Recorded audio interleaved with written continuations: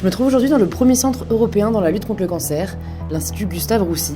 L'Institut a reçu en 2020 de la part de Bristol Myers Squibb un don de 150 000 € dans le cadre du programme Explore for Cancer, et 2 chercheuses vont nous partager ce que ce don a changé pour leur recherche. Bonjour Isabelle, bonjour Anna. Bonjour. Bonjour Louise. Vous êtes toutes les deux chercheuses à l'Institut Gustave Roussy, qui est le premier centre de lutte contre le cancer en Europe. Est-ce que vous pouvez nous dire en quoi consiste votre métier ? Alors effectivement, nous sommes 2 directrices de recherche en INSERM et nous co-dirigeons une équipe qui est localisée à Gustave Roussy. Cette équipe elle est composée d'une trentaine de membres, notamment 7 chercheurs, une généticienne, 3 praticiens hospitaliers qui sont hématologues ici à Gustave Roussy. Et en fait, notre recherche est surtout fondamentale. Elle s'intéresse à l'étude du processus par lequel sont générées les cellules sanguines, et ceci dans les conditions normales et pathologiques, et aussi translationnelles, car nous essayons aussi de développer des traitements des cancers du sang chez les patients.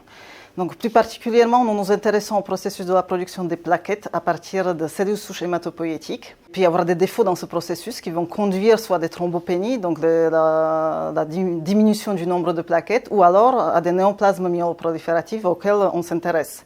Donc, ces néoplasmes prolifératifs sont caractérisés par les mutations au niveau de cellules souches, et ces mutations vont conduire à la dérégulation de ces cellules souches hématopoïétiques, ce qui va conduire à une surproduction non seulement des plaquettes, mais aussi des globules rouges et des granulocytes. Merci pour cette explication. L'Institut Gustave Roussy est donc le premier centre de lutte contre le cancer en Europe. C'est le 4e meilleur hôpital en cancérologie du monde. Comment est-ce que vous êtes parvenu à ce niveau d'excellence ? C'est vrai que Gustave Roussy nous procure un environnement exceptionnel. Et il y a plusieurs versants à ça. Le premier, c'est qu'il développe des technologies vraiment de pointe, qui sont que dans quelques instituts au monde et qui sont repris sur des plateformes, par exemple au niveau de la génomique, au niveau de l'imagerie ou de la cytométrie. La deuxième chose, c'est l'accès direct des chercheurs au prélèvement des patients. On a dans notre unité des praticiens hospitaliers qui nous emmènent tous les mardis des prélèvements, et donc on peut vraiment avoir une recherche pertinente sur les cellules de patients. De par la recherche fondamentale et translationnelle aussi et clinique, ça attire aussi les industriels, donc pour qu'ils puissent faire aussi des projets de recherche allant de la recherche fondamentale jusqu'à la clinique. Et puis il faut dire que Gustave Roussy est maintenant ancré dans l'université Paris-Saclay, qui est la 15e université dans le classement de Shanghai, la première université en Europe. Et ce qui nous permet d'avoir un vivier d'étudiants en fait, et une attractivité vis-à-vis des chercheurs internationaux et des postdocs qui peuvent rejoindre aussi nos unités. Donc ça, c'est vraiment très intéressant. Et puis si on reprend maintenant au niveau de notre sujet, de notre thème, ces dernières années, il y a eu des grandes avancées, notamment sur le séquençage du génome. Et donc, ce qui nous a permis d'identifier des mutations qui sont responsables des cancers du sang. Et pour reprendre vraiment ce qu'on a fait, nous, dans notre laboratoire, c'est que dans notre laboratoire, nous avons identifié des mutations d'un gène qui s'appelle JAK2. Et grâce à cette découverte, qui était une avancée majeure, qui nous a permis en fait de mieux diagnostiquer les patients et de changer complètement leur pronostic et de donner des nouvelles thérapies, en fait. C'est vous qui nommez les gènes ou les mutations génétiques que vous découvrez ? Non, en fait, l'ADN a été séquencé entièrement, et puis il y a un grand nombre de gènes qui ont déjà été nommés. Okay. Après, il en reste bien sûr à découvrir, ouais. Mais en général, parfois c'est les chercheurs qui les nomment. D'accord, mais ça ne nous est pas arrivé. D'accord.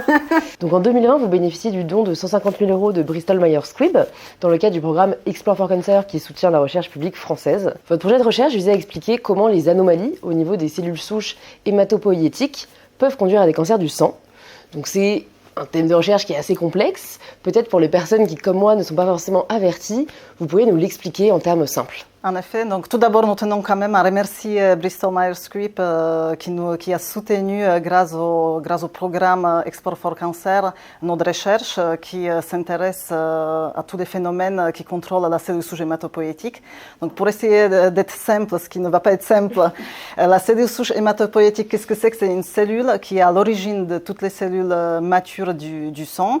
C'est une cellule qui est capable de se répliquer à l'identique en se divisant, mais aussi de se différencier associé vers toutes les cellules du sang, que ce soit les globules rouges, les globules blancs ou les plaquettes. Et c'est notamment au niveau de cette cellule souche que surviennent les mutations qui sont à l'origine des cancers. Et du coup, notre équipe s'intéresse à l'étude des mécanismes par lesquels ces mutations conduisent à ce dysfonctionnement des cellules souches et à la progression cancéreuse. Et puis, ceci nous permet surtout après de diagnostiquer ces maladies et de développer les thérapies ciblées contre ces cancers. Donc, dans nos recherches, en fait, on développe beaucoup de technologies, on utilise pas mal de modèles, notamment on étudie les cellules issues du sang des patients, on utilise beaucoup aussi des cellules souches induites à pluripotence comme modèle cellulaire, et puis on utilise beaucoup de technologies, que ce soit au niveau de culture cellulaire, biologie moléculaire, l'imagerie, et puis nous essayerons en ce moment aussi d'intégrer d'autres méthodes, que ce soit par exemple les mathématiques en collaboration avec la SuperELEC, et aussi nous essayons de développer des biotechnologies, notamment dans le cadre d'un programme européen qui vise à produire des plaquettes dans une grande quantité pour la transfusion. Donc on voit que ça a pu vous permettre d'avoir un impact concret dans la recherche. Quel progrès vous avez pu réaliser grâce au soutien dont vous avez pu bénéficier dans le cadre du programme Explore for Cancer, et quel impact cela a pu avoir concrètement pour les patients atteints de cancer? Alors ça, c'est une très bonne question. On avait dans l'idée d'essayer de reconstruire l'histoire naturelle de la maladie. C'est-à-dire à quel moment les mutations qu'on trouve dans les cellules souches au diagnostic d'un patient apparaissent. Et donc on a eu l'idée folle un peu de combiner des datas avec des modèles mathématiques. Et ça a été par une collaboration avec Centrale Supélec, avec le laboratoire dirigé par le professeur Paul-Henri Cournède. Et grâce à cette méthode combinant les données biologiques avec ces modèles, on a pu inférer, en fait, reconstruire cette histoire de la maladie. Et on a pu montrer qu'en fait, ces mutations, elles apparaissaient pas à 60 ans quand on diagnostiquait les patients, mais en fait, elles pouvaient arriver dans la vie fétale, et également avec une moyenne d'âge d'apparition entre 15 et 25 ans. Ah oui. Donc ça veut dire des années avant que la maladie ne se développe. Et donc quand on a trouvé ça, et on n'a pas été les seuls, puisqu'il y a plusieurs autres équipes aux États-Unis et en Angleterre qui sont arrivées au même résultat avec des expériences différentes. Ça donne une robustesse quand même à ces données. Et ce qu'on s'est demandé, c'est est-ce qu'on pourrait être capable en fait de détecter des patients à risque dans la population générale pour ces maladies-là, et quand est-ce qu'on pourrait les dépister précocement. Et donc par ces méthodes, on a pu se rendre compte que probablement à 30 ans, on pourrait dépister un grand nombre de patients avec une probabilité de 75%. Donc en fait, c'est très important parce qu'on a fait la preuve de concept qu'on peut détecter ces mutations très précocement et qu'on pourrait faire donc de la médecine prédictive et peut-être préventive. Mais là, il faut qu'on travaille en parallèle sur les thérapies ciblées qu'on pourrait donner aux patients, pour que leurs cellules souches hématopoïétiques mutées ne se développent pas et restent à bas bruit ou même soient complètement mises à mal par des thérapies ciblées. Gustave Roussy porte l'ambition de guérir le cancer au XXIe siècle. Selon vous, est-ce que des innovations comme l'intelligence artificielle vont vous permettre d'accélérer la recherche dans la lutte contre le cancer? Oui, donc effectivement, la recherche au jour d'aujourd'hui est vraiment très intense grâce au développement de toutes ces nouvelles technologies qui ont progressé ces dernières années vraiment énormément. Elles devraient nous permettre de diagnostiquer de façon assez précoce les cancers et de permettre aussi de trouver des traitements qui empêcheront le développement de ces cancers. Du coup, l'intelligence artificielle, bien évidemment, permet déjà d'avancer très rapidement, progresser très rapidement dans la médecine non seulement curative mais aussi prédictive et préventive, parce que grâce à elle on pourra en fait poser des diagnostics de façon très précoce, on pourra prédire la réponse au traitement, et surtout elle nous permettra de développer la médecine personnalisée et donc vraiment les thérapies ciblées qui empêcheront le développement de la progression des cancers. Je me permets de vous demander la différence entre médecine prédictive et médecine préventive. Parce qu'autant je sais que curative, c'est une fois que la maladie est installée, donc c'est comment est-ce qu'on peut la guérir. Mais j'ai du mal à voir la différence entre prédictive et préventive. Préventive, pour moi, c'est plus quand on sait déjà qu'il y a un patient qui prédispose, par exemple, au développement d'un cancer, et c'est surtout dans le cadre des cancers familiales.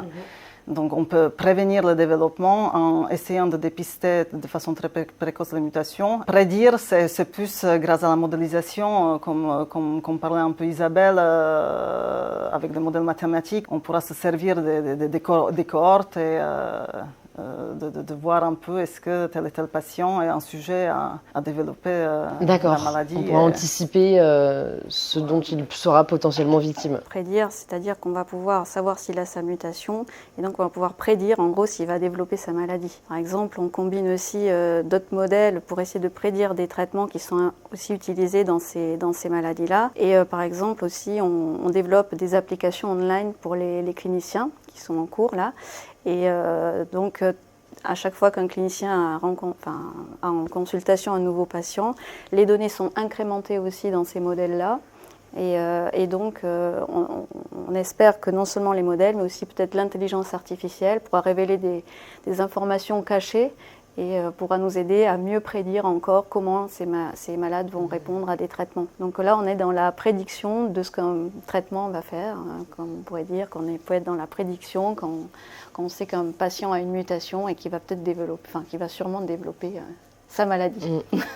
Merci. Est-ce que vous avez un mot à rajouter, Isabelle, sur comment vous allez pouvoir accomplir cette ambition de guérison du cancer au XXIe siècle? Bon, peut-être que c'est un petit peu idéaliste et utopique. Peut-être prématuré seulement.